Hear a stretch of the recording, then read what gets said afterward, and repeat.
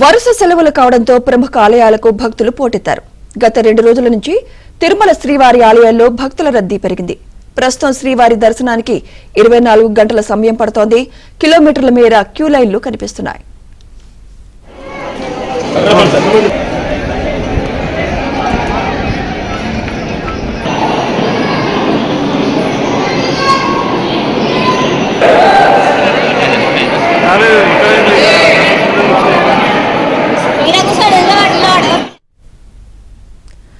ఇక శ్రీశైలం మల్లన్న ఆలయం భక్తులతో కిక్కిరిసిపోయింది.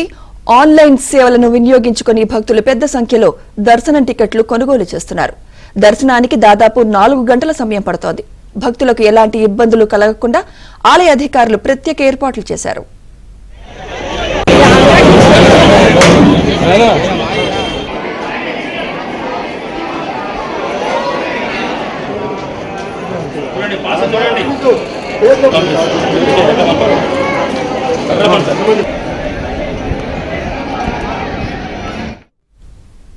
మరోవైపు యాదగిరిగుట్ట ఆలయానికి భక్తులు పోటెత్తారు. ఉచిత ప్రవేశ దర్శనానికి దాదాపు 3 గంటల సమయం పడుతోంది.